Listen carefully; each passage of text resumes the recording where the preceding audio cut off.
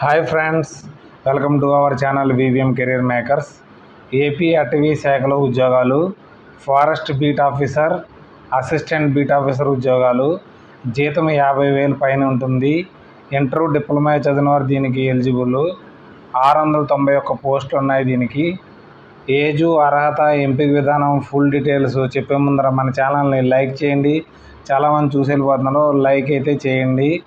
Subscribe చేసుకోండి. మొదటగా చూసిన వారిని షేర్ చేయండి. మీకు ఉపయోగపడినా షేర్ చేయండి. మీకు ఉపయోగపడినా కానీ మీ ఫ్రెండ్స్కి కానీ కొలీగ్స్ కానీ ఎవరో ఒకరికి ఉపయోగపడే అవకాశం ఉంది కాబట్టి మీరు షేర్ చేయడం మాత్రం మర్చిపోకండి.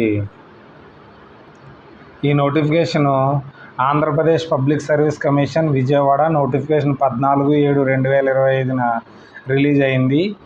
Direct recruitment to the post of forest beat officer and assistant beat officer, AP forest subordinate service.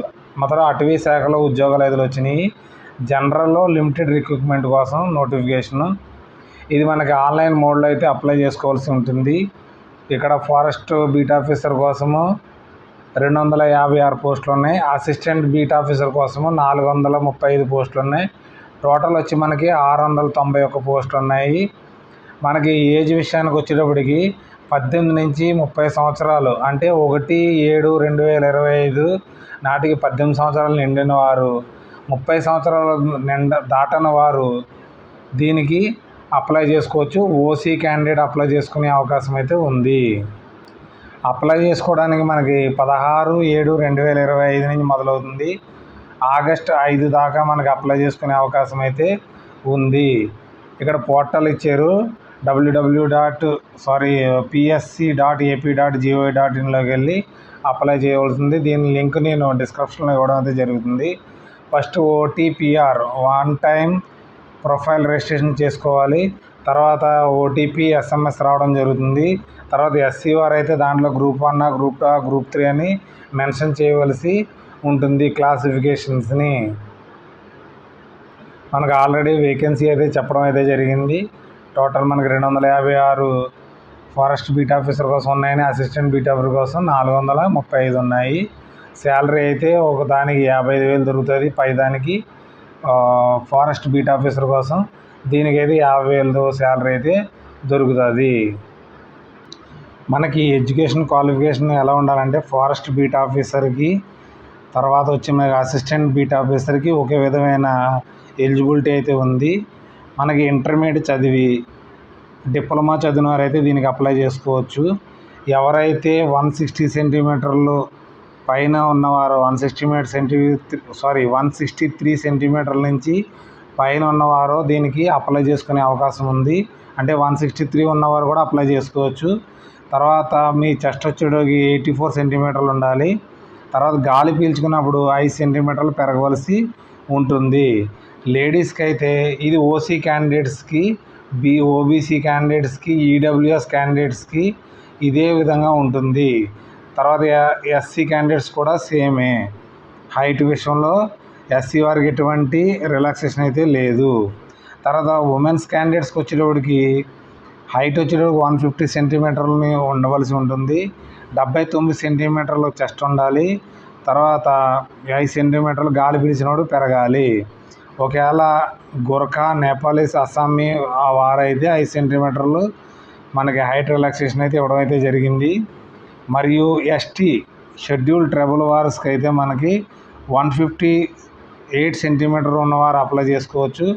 Chest అయితే మనకి 78.8 సెంటీమీటర్లు ఉండాలి. 5 సెంటీమీటర్ల వరకు పెరగవలసి ఉంటుంది. తర్వాత కళ్ళు, ఐసెట్ కరెక్ట్గా ఉండాలి. ఫిజికల్ రిక్వైర్మెంట్కి ఎలా ఉండాలో దానికి కరెక్ట్గా ఉండవలసి ఉంటుంది. తర్వాత వీరికి మేల్ క్యాండిడేట్స్కి వాకింగ్ అయితే ఉంటుంది. 25 కిలోమీటర్స్ వాకింగ్ 4 అవర్స్లో మనకి కంప్లీట్ చేయవలసి ఉంటుంది. అదే ఉమెన్స్ అయితే 16 కిలోమీటర్లు వాకింగ్ 4 అవర్స్లో కంప్లీట్ చేయాలి.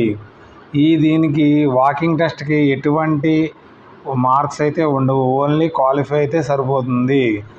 అందుకని మీరందరూ పాస్ అయితే సరిపోతుంది. 25 కిలోమీటర్ 4 గంటల్లోనూ, లేడీస్ అయితే 16 కిలోమీటర్ 4 గంటల్లో చేయవలసి ఉంటుంది.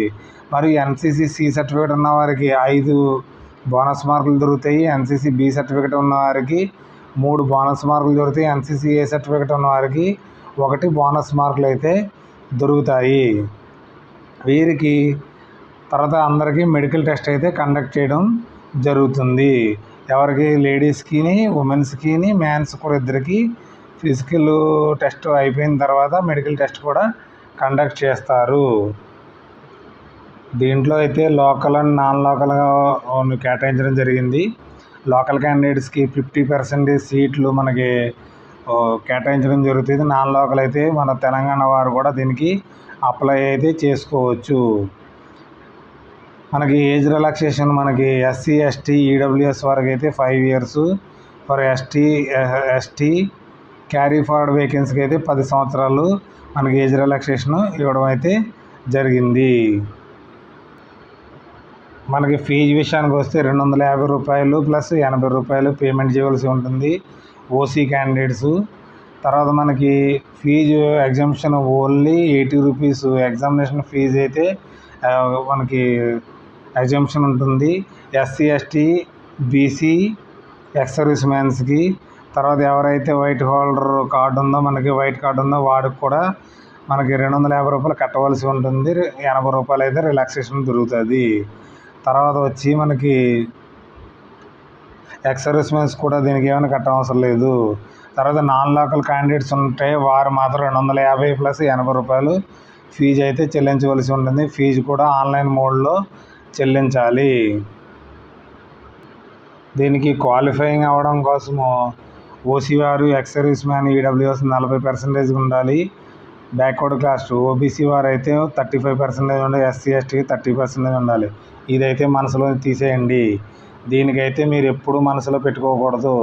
ఎందుకంటే ఇలా పెట్టుకుంటే మీకు ఉద్యోగం రాదు. 100 మార్క్స్ ఉంటే అవుట్ ఆఫ్ 100 మార్క్స్కి మీరు ప్రిపేర్ అయ్యి రాస్తే మొత్తానికి 95, 96 వస్తే మీకు జాబ్ అయితే వస్తుంది. మనం ఓన్లీ క్వాలిఫికేషన్ కోసం చదివితే మాత్రం రాదు. ఎప్పుడైనా సరే ఇది మాత్రం దృష్టిలో ఉంచుకోకండి పిల్లలు. మీరు ఎప్పుడైనా సరే మనకి వేకెన్సీలు OCకి, EWSకి, BCAకి, BCB, BCC, BCD, BCE, SC, ST total వేకెన్సీలు గ్రాండ్ టోటల్కి సపరేట్ డిస్ట్రిక్ట్ వైజ్గా ఇక్కడ ఇవ్వడం అయితే జరిగింది. నోటిఫికేషన్ నేను కింద మీకు డిస్క్రిప్షన్లో ఇస్తాను, డౌన్లోడ్ చేసుకుని ఒకసారి రీడ్ అయితే చేయండి.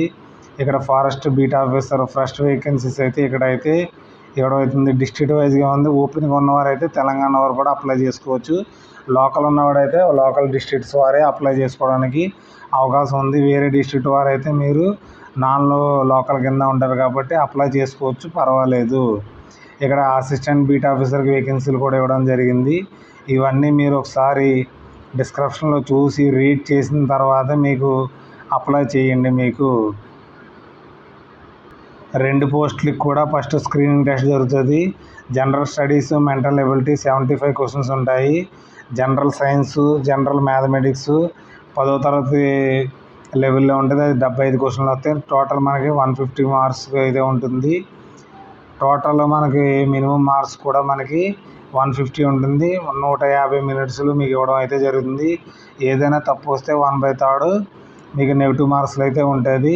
సిలబస్ అయితే ఇక్కడ ఇవ్వడం జరిగింది. ఏమేమి సిలబస్ వస్తుందో అనేసి ఈ సిలబస్ని పూర్తిగా ప్రిపేర్ అవ్వాలి. మీరు ఒక నోట్బుక్ అయితే పెట్టుకోండి. నోట్బుక్ పెట్టుకుంటే ఒక్కొక్క లెసన్ కంప్లీట్ అవుతే దాన్ని టిక్ పెట్టుకుంటే మీకు జాబ్ వచ్చే అవకాశం అయితే కంపల్సరీ ఉంటుంది. మీకు అలా ప్రిపేర్ అవ్వాలి. ఒక సబ్జెక్ట్ కంప్లీట్ అయిపోతే దీంట్లో కంప్లీట్ అయితే 1 మార్క్ వచ్చింది, ఇది కంప్లీట్ అయితే 1 మార్క్ వచ్చింది. తర్వాత స్క్రీనింగ్ టెస్ట్ పాస్ అయిన తర్వాత మీకు మెయిన్ ఎగ్జామినేషన్ కండక్ట్ చేయడం జరుగుతుంది. Writing of SI in English or Telugu or Urdu descriptive టైప్లో ఉంటుంది. ఒక్కొక్క క్వశ్చన్ ఉంటుంది. 45 నిమిషాలు ఇస్తారు. 50 మార్కులు ఉంటుంది. తర్వాత general studies, mental ability objective type ఉంటుంది. 100 క్వశ్చన్లు ఉంటుంది. 100 మినిట్స్ ఇవ్వడం జరుగుతుంది. మీకు 100 మార్క్స్ ఉంటుంది. జనరల్ సైన్సు, జనరల్ మ్యాథమెటిక్స్ 10వ తరగతి లెవెల్ ఉంటుంది. ఆబ్జెక్టివ్ టైపు 100 క్వశ్చన్స్ ఉంటాయి. 100 నిమిషాలు ఇవ్వడం జరుగుతుంది. 100 మార్క్స్ ఉంటుంది. టోటల్ 200 మార్క్స్కి మెయిన్ పేపర్ అయితే ఉంటుంది. తప్పు అయితే 1/3 నెగిటివ్ మార్క్స్ అయితే మీకు కట్ చేయడం అయితే జరుగుతుంది. ఈ సిలబస్ కూడా కింద ఇవ్వడం జరిగింది. నేను డిస్క్రిప్షన్లో ఇస్తాను.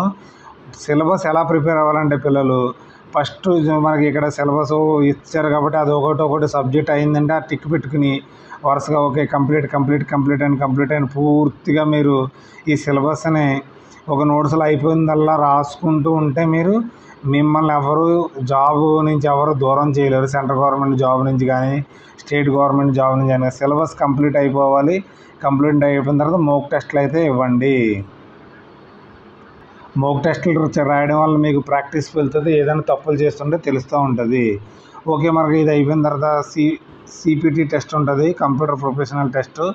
అది 60 నిమిషాలు ఉంటుంది, 60 మార్క్స్ ఉంటుంది. దీనికి ఓన్లీ క్వాలిఫై అయితే సరిపోద్ది. ఇది మీకు మెరిట్ లిస్ట్లో అయితే మీకు యాడ్ చేయడం ఉండదు. ఎస్సీ ఎస్టీకి 30 మార్కులు రావాలి, బీసీఎస్కి అయితే 35 మార్క్స్ రావాలి, ఓసీకి అయితే 40 మార్కులు రావాల్సి ఉంటుంది. దీనికి కూడా సిలబస్ అయితే ఇవ్వడం జరిగింది. ఇక్కడ ఈ సిలబస్ని మీరు ప్రిపేర్ అవ్వాల్సి ఉంటుంది త్రూలీ. మనమైతే psc.ap.gov.లోకి వెళ్ళిన తర్వాత దీనికి ఇక్కడ OTPR రిజిస్ట్రేషన్ ఉంది, అదైతే చేసుకోవాల్సి ఉంటుంది. ఫస్ట్ ఇక్కడికి వెళ్ళిన తర్వాత 2 ఆప్షన్లు ఉంటుంది. వన్ టైం ప్రొఫైల్ రిజిస్ట్రేషను, ఒకవేళ దాంట్లో ఏమైనా తప్పులు ఉంటే మాడిఫై చేసుకునే అవకాశం అయితే ఉంటుంది. మీరు మొదటగా అయితే దీన్ని అయితే మీరు వన్ టైం రిజిస్ట్రేషన్ కోసం దీంట్లోకి వెళ్ళి క్లిక్ చేయండి. ఇక్కడికి వెళ్ళిన తర్వాత న్యూ రిజిస్ట్రేషనా లేదా డిపార్ట్మెంట్ క్యాండిడేట్ ఉంటుంది, డైరెక్ట్ రిక్రూట్మెంట్ కాబట్టి మీరు ఇక్కడికి వెళ్ళి న్యూ రిజిస్ట్రేషన్ని క్లిక్ చేయండి. ఇలాగ మనకి రావడం అవుతుంది. మీకు బేసిక్ డీటెయిల్స్ అయితే పెట్టవలసి ఉంటుంది. మనకి 10th class certificate, name of the SSC certificate, A certificate పెట్టాలో దాన్ని మళ్ళీ రాయవలసి ఉంటుంది. జనరల్ అయితే మేల్ అయితే మేలు, ఫిమేల్, ట్రాన్స్జెండర్ అయితే ట్రాన్స్జెండర్డు. తర్వాత మీకు ఏ డిస్ట్రిక్ట్లోకి మీరు వస్తారో, మండలము, village, community, fathers name, mothers name, mother tongue, religion, identity marks మీ 10th క్లాస్ సర్టిఫికేట్లో ఉంటాయి, అవి పెట్టవలసి ఉంటుంది. తర్వాత ఈమెయిల్ ఐడి, మొబైల్ నెంబరు, తర్వాత వచ్చి మనకి ఆధార్ డీటెయిల్స్ కూడా ఇవ్వాల్సి ఉంటుంది. ఆధార్ డీటెయిల్స్లో మీ ఇక్కడ ఇవ్వాల్సిన క్వశ్చన్ ఉంటుంది. ఎక్స్ సర్వీస్ మ్యాన్సా మీరు, లేదా టెంపరీ ఎంప్లాయీ స్టేట్ కోసం మీరు ఉన్నారా, ఎన్సీసీ మీకు ఉందా, ఏముంది, ఎంప్లాయీ ఏం చేస్తున్నారు, ఎంప్లాయీస్ అయితే నెగిటివ్ ఎన్ఓసి కావాలని ఉంటుంది. అడ్రస్ డీటెయిల్స్ వచ్చేవాడికి పూర్తి అడ్రస్ మీకు ఇవ్వాల్సి ఉంటుంది. ఆధార్ కార్డులో ఏ అడ్రస్ ఉందో అది ఉంటుంది. Correspondence address, permanent address. Permanent address అంటే మీకు ఎంక్వైరీ జరుగుతుంది. మీరు కరస్పాండెన్స్ అంటే మీరు ఎక్కడ ఉద్యోగం చేస్తున్నారో అక్కడైతే మీకు అడ్రస్ పెట్టుకోవచ్చు. స్కూల్ డీటెయిల్స్ ఉంటుంది. ఇక్కడ రెగ్యులర్గా చదివారా, ప్రైవేట్గా చదివారా, ఓపెన్ స్కూలా అనేసి ఉంటుంది. తర్వాత ఆంధ్రప్రదేశ్ స్టేటు, తెలంగాణ స్టేటా అనేసి ఇవ్వడం అయితే జరుగుతుంది. ఇక్కడ పూర్తి డీటెయిల్స్ మీరు 4th క్లాస్ ఎక్కడ చదివారు, తర్వాత 5th క్లాస్ ఎక్కడ చదివారు, తర్వాత 6th క్లాస్ ఎక్కడ చదివారు, తర్వాత 7th క్లాస్ ఎక్కడ చదివారు, తర్వాత 8th క్లాస్ ఎక్కడ చదివారు, 9th క్లాస్ ఎక్కడ చదివారు, 10th ఎక్కడ చదివారు అని ఉంటుంది. మీరు హైయర్ ఎడ్యుకేషన్ క్వాలిఫికేషన్స్ ఉంటే ఇక్కడ నింపాల్సి ఉంది. ఇంటర్మీడియట్ చదివితే ఇక్కడ ఏ డిస్ట్రిక్ట్, బోర్డ్ ఏంటి, గ్రూప్ ఏంటి, హాల్ టికెట్ నెంబర్, కాలేజ్ నేము, ఇక్కడ ఇచ్చిన డీటెయిల్స్ అనేది మీరు ఫిల్ చేయవలసి ఉంటుంది. డిప్లొమా చేశారో డిప్లొమా ఫుల్ డీటెయిల్స్ నింపాల్సి ఉంటుంది. ఇక్కడ ఒకవేళ గ్రాడ్యుయేషన్ చేస్తే గ్రాడ్యుయేషన్ పూర్తి డీటెయిల్స్ ఇక్కడ నింపవలసి ఉంటుంది. అదే మీరు పోస్ట్ గ్రాడ్యుయేషన్ అయితే పోస్ట్ గ్రాడ్యుయేషన్ పూర్తిగా నింపవలసి ఉంటుంది. ఎంఫిల్ కానీ పిహెచ్డి కానీ చేస్తే దాని పూర్తి డీటెయిల్స్ నింపవలసి ఉంటుంది. మీకు ఏమైనా ఎడిషనల్ క్వాలిఫికేషన్ డీటెయిల్స్ ఉంటే యాడ్ చేసుకోవాల్సి ఉంటుంది. తర్వాత వచ్చి ఫోటో సిగ్నేచర్ మనకి ఉంటుంది. నోటిఫికేషన్ అలర్ట్, డిక్లరేషను యాక్సెప్ట్ చేయాలి. ప్రివ్యూ చూసుకుని సబ్మిట్ చేయవలసి ఉంటుంది. సబ్మిట్ చేసిన తర్వాత ఒక యూజర్ ఐడి, పాస్వర్డ్ అయితే క్రియేట్ అవుతుంది. ఇక్కడైతే ఆన్లైన్ అప్లికేషన్ సబ్మిషన్ ఉంటుంది. దీంట్లోకి వెళ్ళి మీరు ఆన్లైన్ అప్లికేషన్ సబ్మిట్ చేయవలసి ఉంటుంది.